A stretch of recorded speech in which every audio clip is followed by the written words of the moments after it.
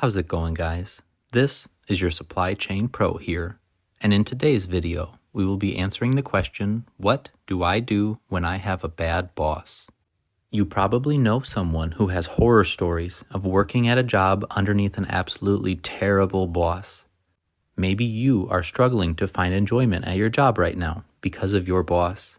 Bad bosses can come in all sorts of shapes and sizes and do a variety of negative things that range from small and petty to large, public, and drastic. We are going to look at some of the worst traits that bosses can have and what you can do to make the best of this unfortunate situation. Some common traits displayed by bad bosses include laziness, hypocrisy, certain types of favoritism, dishonesty, timidness, bad organizational skills, the inability to prioritize or forgetting to acknowledge and isolating an employee passively. Maybe they are inaccurate, or they might just be simply bad at their job. Many of these traits are passively bad. Bosses with these passive traits oftentimes fail to do what is right, and there is a gap or a void in the fulfillment of their duties on the job. The key here is there is a lack of something. They're not filling the role of the leader the way that it's intended. The next set of traits are actively bad traits. Maybe the boss is blatantly lying to your face. Maybe the boss is going out of their way spreading rumors about you. The boss is writing you up for something that you didn't do. There are certain types of favoritism where you are actively being given more difficult work for your assignments. These situations can impact your happiness on the job because your boss likes someone else better.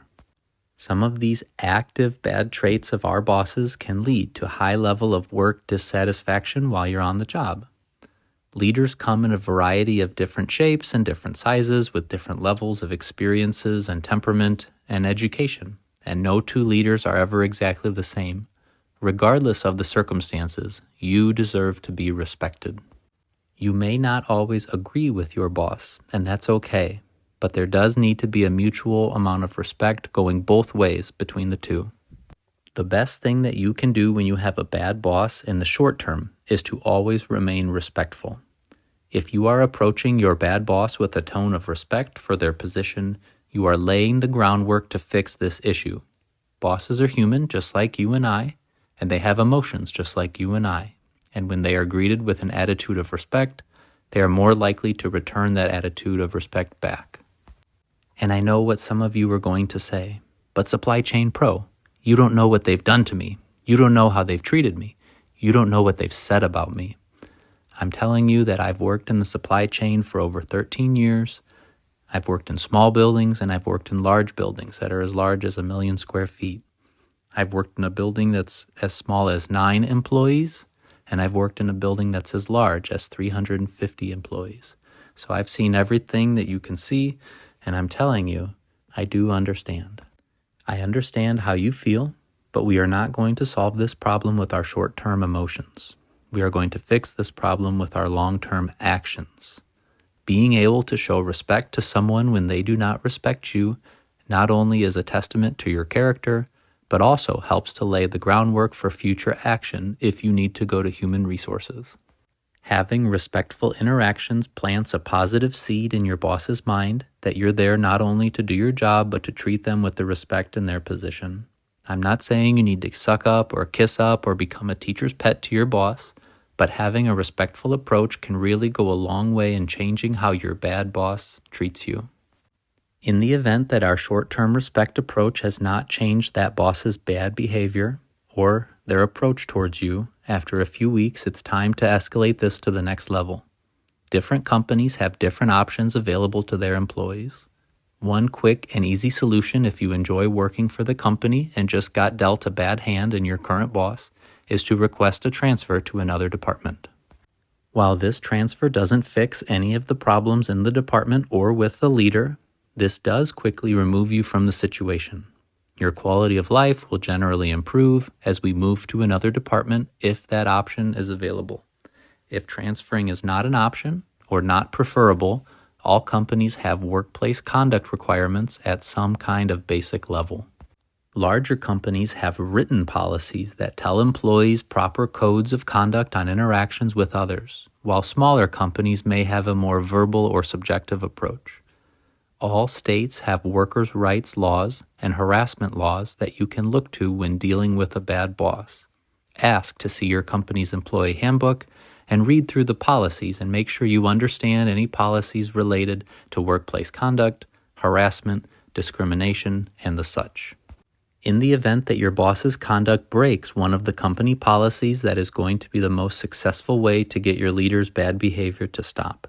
Just as a boss can administer a write-up to an employee when an employee breaks a company policy, human resources can administer a policy infraction, notifying a leader that a leader has done something that breaks a written company policy. In the event that a leader's conduct has been proven to break a company policy, this is the most effective way to get that bad behavior to stop, and that's because they're getting written up for it. If you have laid the respectful groundwork from before, you are set up in the best possible spot you can be to have these conversations with human resources. Finally, there are some things that you will honestly not be able to change or to fix. Sometimes a leader is simply being petty or under the radar unfair. While this behavior from the boss is undesirable and likely upsetting, no formal action can be taken by a company for pettiness or minor personality quirks and differences. There has to be a policy or a law that was broken for a boss to receive formal action against them from the company. In this scenario, you have to decide if you can live with and tolerate your boss's bad behavior. If you can tolerate a passive issue, maybe a boss who simply is incompetent or good at their job, you may need to continue to lay the respectful groundwork until a new opportunity arises, for a transfer, for example. If your boss's active bad conduct causes your quality of life to decrease, your emotional well-being to be affected, or your overall life happiness to go down, you may need to begin searching for a new position or a new job entirely. If this is the case, my advice is to begin your job search and start interviewing with other employers before notifying your current employer. Once you have a job offer, ask for a meeting with human resources or your boss's boss. Put in your notice here and explain the truth behind your decision. The best thing that you can do is to tell the truth, the facts of the events that happened and how they make you feel. If you are generally happy working there and your bad boss is the only drawback, tell your boss's boss or tell human resources this. If you are truly interested in staying, tell them this. You do not have anything to lose with another job offer already lined up. Check out the video guide in the job application process on this channel for more help on this topic. It's easy to get upset in these types of conversations. It will be in your best interest to remain respectful and truthful. Taking legal action against an employer is a final and sometimes difficult scenario.